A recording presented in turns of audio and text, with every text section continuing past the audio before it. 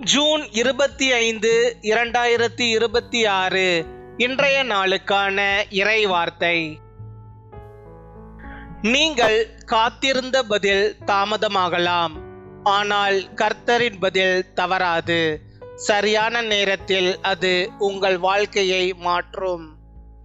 ஆபக்கூக் 2 அதிகாரம் 3 குறித்த காலத்துக்கு தரிசனம் இன்னும் வைக்கப்பட்டிருக்கிறது. முடிவிலே அது விளங்கும். அது பொய் சொல்லாது. அது தாமதித்தாலும் அதற்கு காத்திரு. அது நிச்சயமாய் வரும். அது தாமதிப்பதில்லை.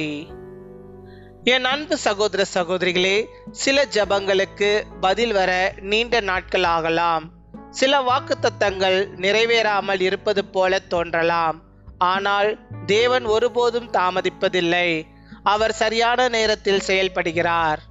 ஆபிரகாம் வாக்குத்தத்திற்காக பல ஆண்டுகள் காத்திருந்தார். ஆனால் தேவன் தமது வார்த்தையை நிறைவேற்றினார். அதேபோல் நீங்கள் இன்று காத்திருக்கும் காரியத்திலும் தேவன் செயல்படுகிறார். நீங்கள் பார்க்க முடியாத இடங்களில் அவர் பதிலை ஆயத்தப்படுத்தி கொண்டிருக்கிறார். காத்திருப்பு நீளலாம், ஆனால் தேவனுடைய வாக்குத்தத்தம் தோல்வியடையாது. பின்வரும் ஜெபத்தை நாம் அனைவரும் சேர்ந்து சொல்வோம்.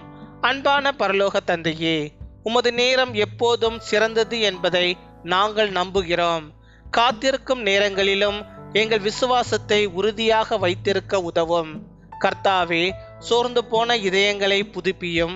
பதிலை எதிர்பார்த்து காத்திருப்பவர்களுக்கு தைரியத்தையும் சமாதானத்தையும் அளியும். தாமதமான ஆசீர்வாதங்கள் உமது நேரத்தில் நிறைவேறட்டும். கர்த்தாவே, எங்கள் காத்திருப்பை வீணாக்காமல் உமது வாக்குத்தத்தங்கள் அனைத்தும் எங்கள் வாழ்க்கையில் நிறைவேறச் செய்யும். நோயாளிகளை தொட்டு பூரண சுகத்தை அருளும். வேலை தேடுகிறவர்களுக்கு நல்ல வேலை வாய்ப்புகளை திறந்தருளும். வேலை செய்து கொண்டிருப்பவர்களுக்கு முன்னேற்றம் உயர்வும் அளித்தருளும்.